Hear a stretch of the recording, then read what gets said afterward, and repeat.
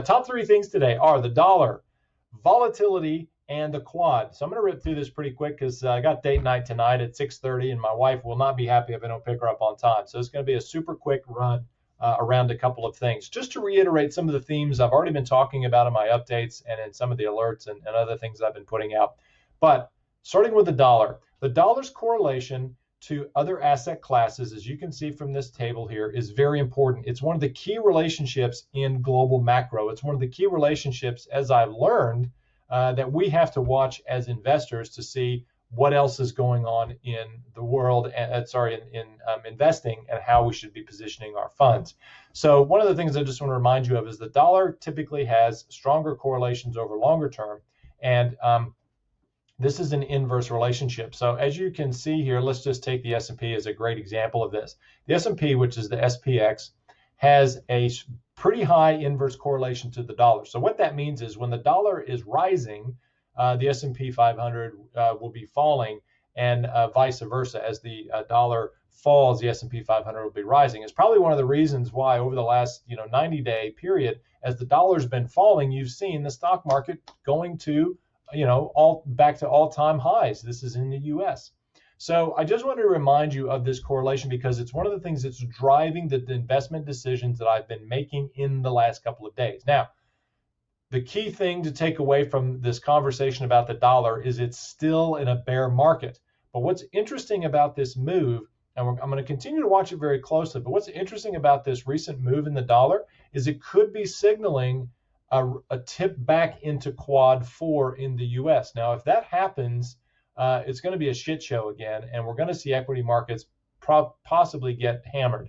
That'll be good, however, for things like gold, and certainly good for treasuries. So I'll know what to do if that happens. But right now, what I'm actually positioning for is that this is just a counter trend bounce, short term, very short term, in the dollar, and I'm taking the opportunity to buy things that have been sold off because of that. So that's why, if you're watching your trade reports and any of the stuff coming through from Interactive Brokers, that's why you've seen me buy gold miners, some other interest rate securities, and I've taken the opportunity because the Aussie got sold off against the dollar. I've taken the opportunity to buy back some Aussie currency and to really boost up our Aussie account. I'm going to show you why in just a second, because I'm wanting to get us positioned for what I think is going to be quad 1 in first quarter of next year in Australia, which I'll come to in a moment. But anyway, that's the US dollar. It's one of the key things to watch in global macro. That's one of the,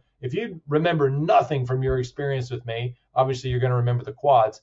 Just remember that the US dollar right now drives a lot of stuff in global macro. It's a key relationship and one that I focus on heavily. That's that. Now let's move on to VIX.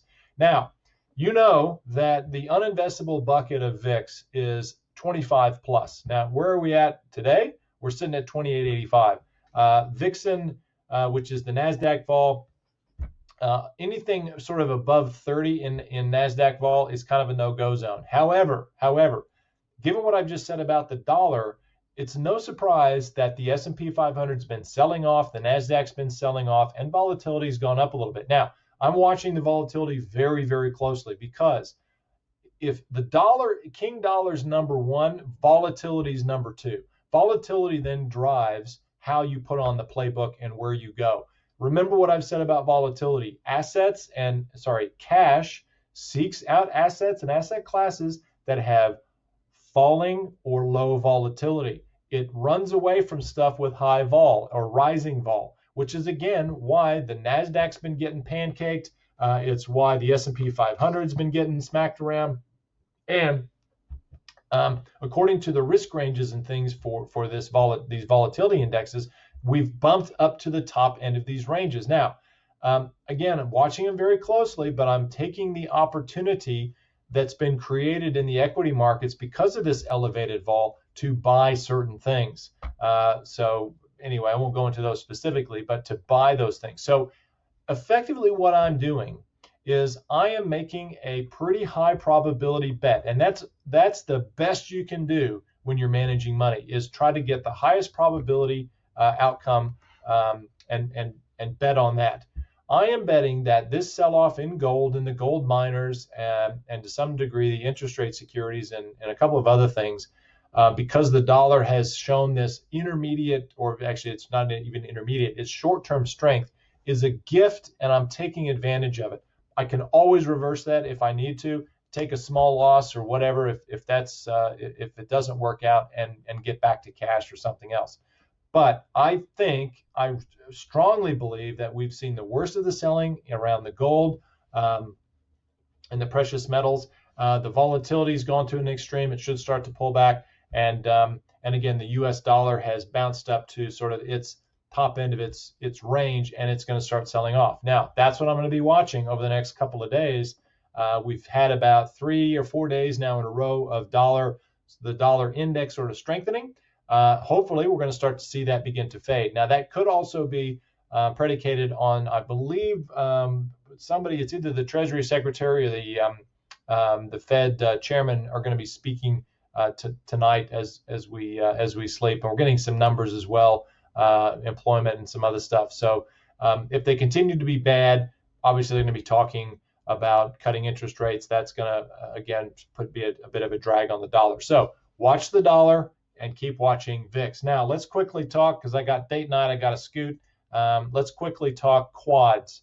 Now, Australia is, we know that we've been in recession, and we're looking like we're coming out of it. Now, just quickly, I was watching a short interview. If you haven't heard of a guy named Terry Ryder, R-Y-D-E-R, he's one of the top property analysts in Australia. One of the things, and I've talked about this as well, the infrastructure spending and the government spending that's going to continue to occur in Australia. He mentioned that there's a lot of projects in the pipeline that need to be funded, and the Australian government's going to do that effectively. So I think this is one of the key drivers of getting us into Quad 2 in the fourth quarter, and then into Quad 1.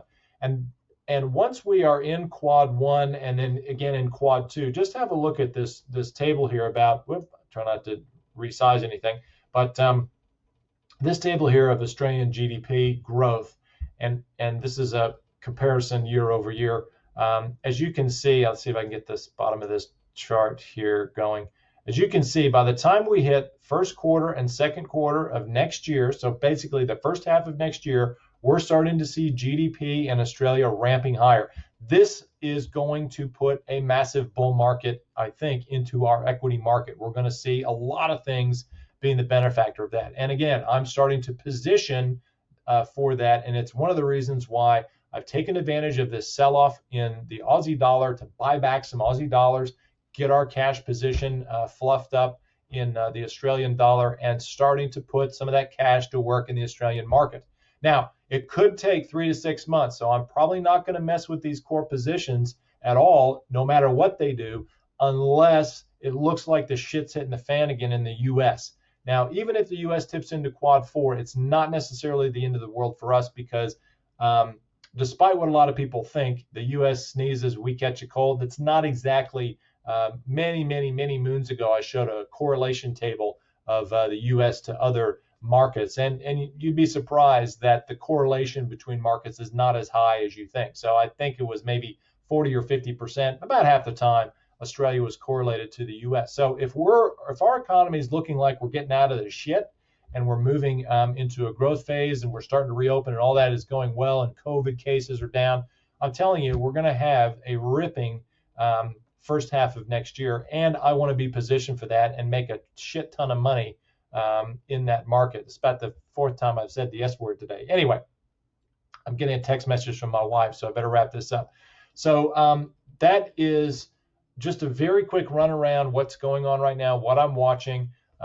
If anything changes over the weekend, I'll certainly send out some updates. But ladies and gents, have a fantastic weekend. Let me know if you have any questions about anything, and I will see you next week with another update. Cheers.